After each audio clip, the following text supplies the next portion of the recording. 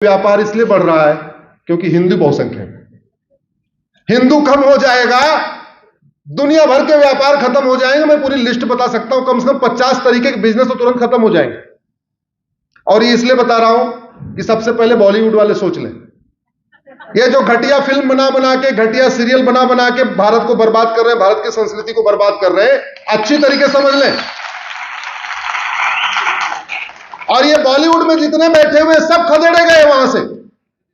कोई सिंध से खदेड़ा गया, कोई लाहौर से खदेड़ा गया, कोई जो है बलूचिस्तान से खदेड़ा गया। पृथ्वीराज कपूर भाग के आए थे, जो कपूर खानदान चल रहा है। सुनील दत्त भाग के आए थे, गुलजार साहब भाग के आए थे। ये ऋतिक रोशन जो जोधा अकबर बना के अकबर का गुणगान कर रहे हैं, इनके दादा रोशन भी भाग के आए थे। ये बॉलीवुड वाले अच्छी तरीके समझ लें, इनकी नंग धड़ंग फिल्में तब तक चल रही जब तक भारत में हिंदू बहुसंख्यक है। इनके उल्टे सीधे सीरियल, इनके उल्टी सीधे वेब सीरीजें तब तक चल रही हैं जब तक भारत में हिंदू बहुसंख्यक। ये जो अश्लीलता का परोस रहे हैं, ये तब तक चल रहा है जब तक भारत में हिंदू बहुसंख्यक है। ये जितने म्यूजिशियन बैठे हुए बॉलीवुड वाले फूहड़ गाने बनाते हैं, फूहड़ गाना गाते हैं, ये भी सुन लें, ये तब तक चल रहा है जब तक हिंदू बहुसंख्यक है। नहीं तो ये बॉलीवुड हॉलीवुड सब खत्म हो जाएगा, ये गीत संगीत सब बंद हो जाएगा। तो सबका लक्ष्य होना चाहिए हिंदू बहुसंख्यक हो, हिंदू बचे, हिंदू की संख्या बढ़े। लेकिन हिंदुओं की संख्या तभी बढ़ेगी, धर्म की जय तब होगी जब अधर्म का।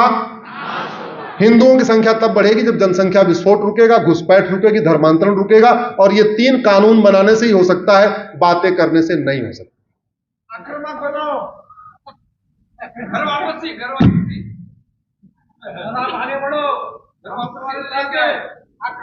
दुर्भाग्य देखिए आप, भारत में धर्मांतरण को प्रमोट करने के लिए कम से कम 10 कानून चल रहे हैं। धर्मांतरण को प्रमोट करने के लिए कम से कम 300 सरकारी योजनाएं चल रही हैं। ये जो माइनॉरिटी अफेयर मिनिस्ट्री है ना, ये धर्मांतरण को प्रमोट करती है। क्योंकि झुग्गी में रहने वाला हिंदू है, उसको 1000 रुपए नहीं मिलता, उसके बगल में दूसरा है, उसको 1000 रुपए मिलता है। वो स्कूल जाता है, बच्चा गरीब है, पूछता है सर जी वो बगल वाले को 1000 रुपए मिल रहा है, मुझे क्यों नहीं मिल रहा? बोले तू तो हिंदू है इसलिए नहीं मिलेगा।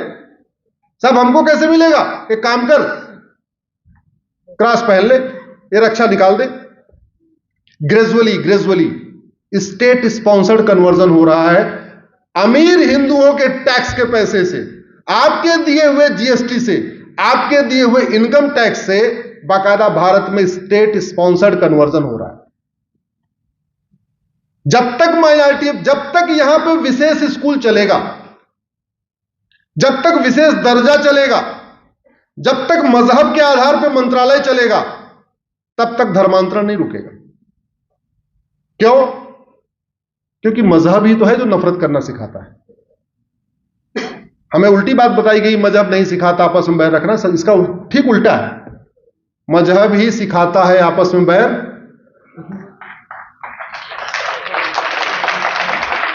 और एक और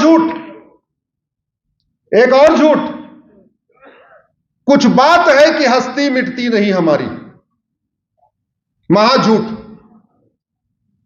दुर्योधन के ननिहाल गंधार आज अफगानिस्तान बन गया, ना हमारी हस्ती है ना हमारी बस्ती है। राजा भरत का ननिहाल, जहां से माता कैकेयी आई थी, आज की डेट में उसको पाकिस्तान कहते हैं। हस्ती भी मिट गई, बस्ती भी मिट गई। ईस्ट बंगाल आज की डेट में बांग्लादेश कहलाता है। 1 साल के अंदर हस्ती भी मिट जाएगी, बस्ती भी मिट जाएगी। और बाकी तो छोड़ो, जो हमारा भारत है, जो वर्तमान भारत, मेरी पीआईएल चल रही है, 9 राज्यों में हस्ती मिट चुकी है, 9 राज्यों में बस्ती मिट चुकी है।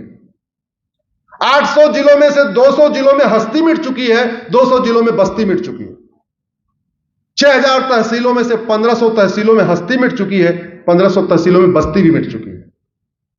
ये सांसद भी समझ लें, विधायक भी समझ लें, सुप्रीम कोर्ट के जज भी समझ लें कि आने वाला टाइम बड़ा खतरनाक है। और आम जनता भी समझ ले, क्योंकि जिनके भरोसे बैठे हुए हैं ये तो उड़नछू हो जाएंगे। शेख हसीना पहले भाग ली, ऐसे जो भारत की शेख हसीना है वो भी भाग जाएंगे। ईस्ट बंगाल की शेख हसीना भागी तो बाकी वाली शेख हसीना भी भागेंगी। बचेगा कौन? हम आप। इसलिए मिलकर आवाज उठाइए अधर्म का नाश करने के लिए। एक बात मैं जरूर लास्ट में कहूंगा, आप लोग परशुराम जयंती निकालते हैं ना, तो परसा के साथ निकालते हैं या कैसे निकालते हैं? हनुमान जयंती पे शोभा यात्रा निकालते हैं तो गदा लेके निकालते हैं, कैसे निकालते हैं? जब दुर्गा जी की यात्रा निकालते हैं तो तलवार के साथ निकालते हैं, कैसे निकालते हैं? ऐसे ही निकालते हैं। शंकर जी की जब शिवरात्रि होती है तो शोभा यात्रा निकालते हैं, त्रिशूल के साथ निकालते हैं, कैसे निकालते हैं? ठीक है भैया, जैसे मन करे ऐसे निकालो। मैं तो पूछ रहा हूं कैसे निकालते हो, मर्जी आपकी, जैसे निकालना निकालो। एक बार आप लोग मेरे साथ दोनों हाथ बांध के खड़े होके मैं एक वामपंथी नारा लगवाऊंगा। आपको कहना है मुझे चाहिए आजादी। हम आगे बोलते रहेंगे, आपको जोर जोर बोलना हमें चाहिए आजादी। वामपंथी नारा लगाते हैं ना? हाँ, मैं भी वामपंथी हूं, लगाओ। और जरा भैया कैमरा उधर थोड़ा घुमा दीजिएगा, थोड़ी देर मंच पे, बाकी उधर। गुलामी के निशान से, गुलामी के नाम से, गुलामी की कुरीतियों से, गुलामी की कुप्रथाओं से, गुलामी के शिक्षा व्यवस्था से, गुलामी की पुलिस व्यवस्था से, गुलामी की न्याय व्यवस्था से, गुलामी की प्रशासनिक व्यवस्था से, गुलामी की टैक्स व्यवस्था से, रोहिंग्या घुसपैठियों से, बांग्लादेशी घुसपैठियों से, धर्मांतरण करने वाले घुसपैठियों से, मिशनरियों से, जहादियों से। भारत माता की, भारत माता की, भारत माता की।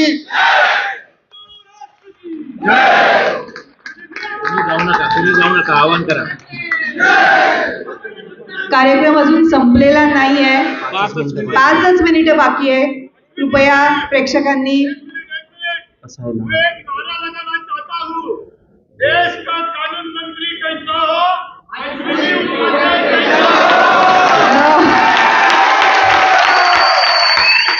अतिशय मार्मिक आणि डोळ्यात अंजन घालणारं हे व्याख्यान अश्विनी उपाध्याय यांनी आता केलं। अतिशय उत्तम उद्बोधक मार्गदर्शन केलं। आता मी विनंती करते की अजून 5 मिनिटं कार्यक्रम आहे, 5 मिनिटासाठी थांबायचं आहे। आभार प्रदर्शनासाठी मी विनंती करते योगेशजी बहाळकर यांना, अगदी थोडक्यात।